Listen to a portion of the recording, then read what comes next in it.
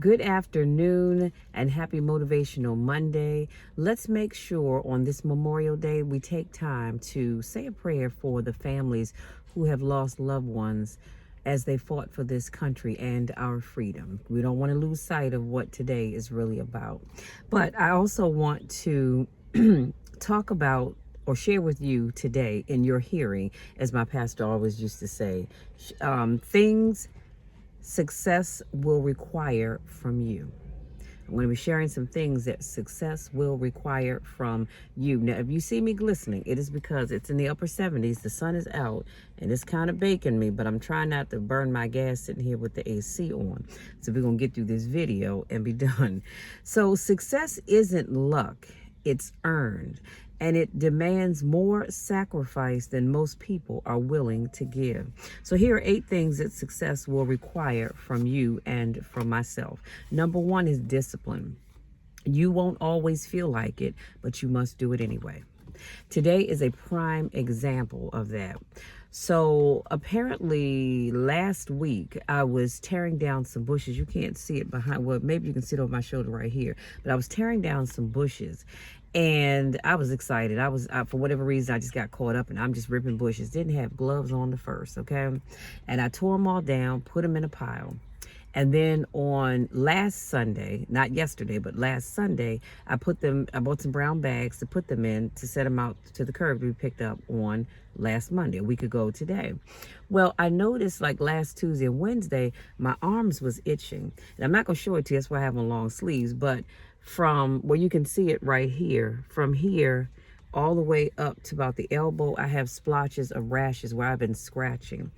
And my first thought was, Lord, I have shingles. And then I did some research and I found, no, it's not that. I went to the doctor and she said, no, you do not have shingles, but you do have poison oak. I said, excuse me? I have lived all my life, gotten into my 50s, and now I have poison oak. I've never had poison ivy, poison oak, none of that. Are you serious? She said, yeah. She said, do you know where you may have gotten it from? I said, no. Then I thought about it. The day I was pulling the weeds out, that's where it came from. So she called my prescription in. I'm going somewhere, just hanging in with me. She called the prescription in for me. And I got a text message from CVS on yesterday saying that they received my prescription. However, they don't have the medicine in. They've ordered it. It'll be in soon. Now, I bought some, I can't think of the name of the cream that people use for eczema. And it does help. But the problem is when I cover up my arms, and I notice that I'm starting to get it on my chest a little bit, and I can feel it under my neck and on my thighs, just because, you're scratching and spreading it.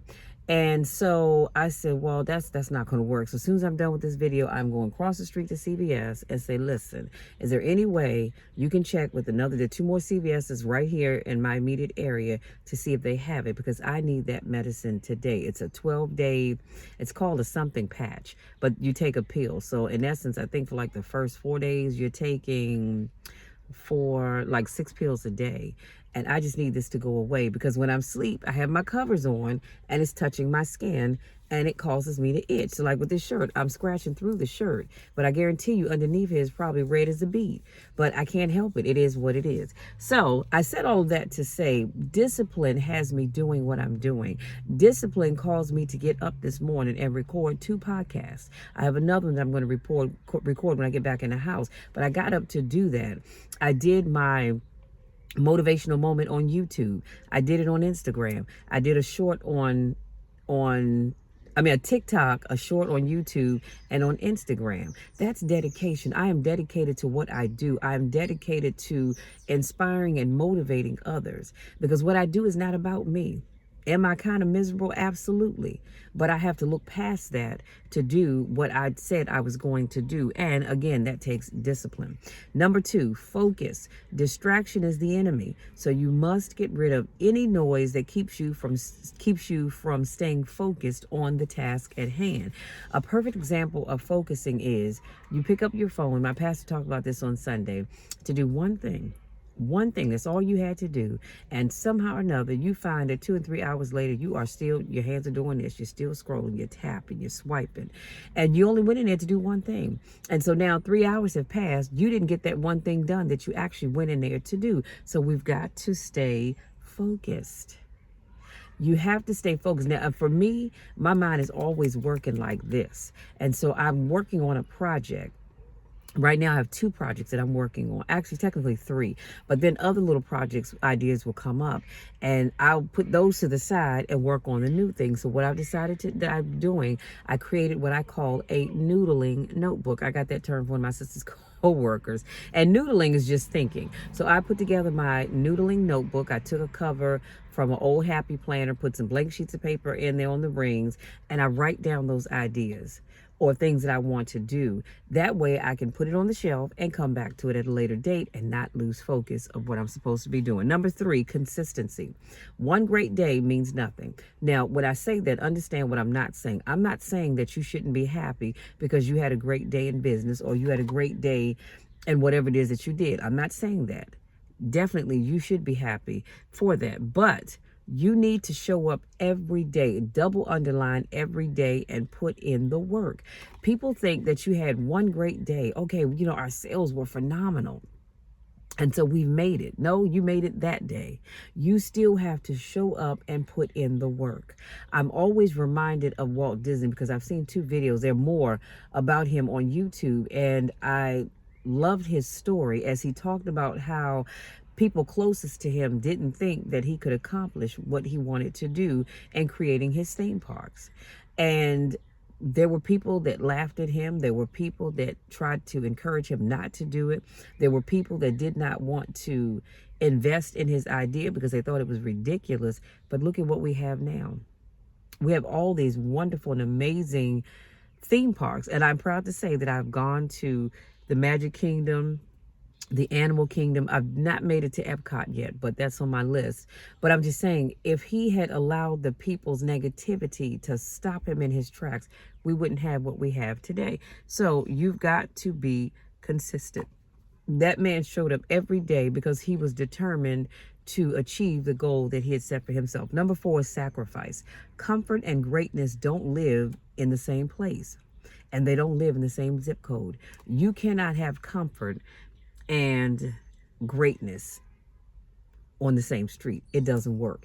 In order to be great and to be successful, you've got to step outside of your comfort zone. I know it doesn't feel good, and some of y'all thinking this woman has lost her mind. No, I haven't. I'm keeping it real. You've got to step outside of your comfort zone. If all I do is what I do right here, how successful am I really going to be? Yeah, I may find some success, but not what I could do if I'm outside speaking on big stages or even small stages, or if I'm putting on workshops. Do you understand what I'm saying? You've got to get outside of your comfort zone. So just remember that. Sacrifice requires you to get uncomfortable. Period. End of sentence. Number 5 is self-control. You must master your emotions or be ruled by them. You've got to have self-control. There are going to be days that everything that you do just isn't going to work out, but you can't lose it and have a meltdown. There are going to be days when you put out content on social media and nobody's going to comment or like, subscribe, or any of that, but you've got to stay focused and keep doing the work. You've got to keep showing up. You've got to have self-control. There may be people that comment ugly things in your comment section. You've got to have self-control. You can delete them. You can block them. But what you don't want to do is start acting a plumb fool and doing what they're doing. Okay? And hear what I'm saying, y'all. Number 6, you have to have patience. Results take time, but time only rewards those who work hard no matter what. We get frustrated. We get pissed off. We decide we want to give up. Why? Because we don't have the patience. And so in order to be successful, you've got to have patience. That business that somebody you know personally has, it didn't come overnight. It took patience.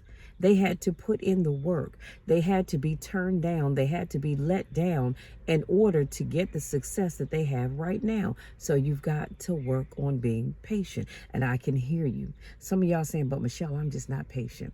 I was at a point, I wasn't a patient person either, but I learned to have patience. It's just like when we pray and we ask God for things, he doesn't always answer right away. He's going to answer in his time. He knows your need. He's not blind to that, but he's going to give it to you in his time, not your time, not my time. We just have to be patient. It's like having a baby. It takes 9 months for a baby to come into this world. You have to be patient. You can't get pregnant like, okay, I'm ready to be a mother next month. No, it doesn't work that way. It takes time. You understand what I'm saying? Number 7, detachment. Let go of what doesn't serve you or your mission, even if it meant the world to you at one time. There's some things, there's some people, places, and things, I should say, that we're holding on to, but they're keeping us back. They're keeping us from being successful because we refuse to let them go. Some of you have people in your inner circle that you've known since your sandbox days, and you don't want to let them go because it's like, man, this is my ride or die. We done been through so much, and I understand that. I get it.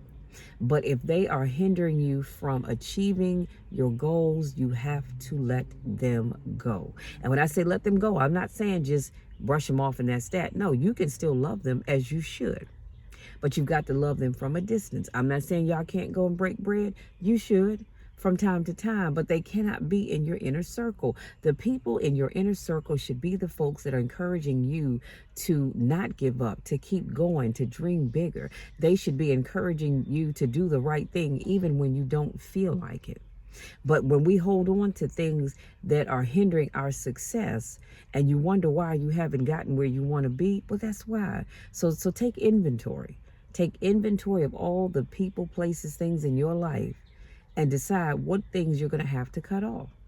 And even if you can't cut them off completely, cut back on the time you spend with them. Some of y'all need to, let me say this. I saw the movie The Forge recently, and the young man said, all right, God, I'm listening. What is it that you want me to get rid of? And immediately his eyes went to that video game because he spent so much time playing the video games. He was like, oh, Lord, come on. You can't do this to me. Really, God? But he packed the game away. Some of us, we spend way too much time on our phones or our other devices, iPads, computers, whatever the case may be. Now, those things you can't always put away. I understand that, but you need to limit the time that you spend scrolling on social media.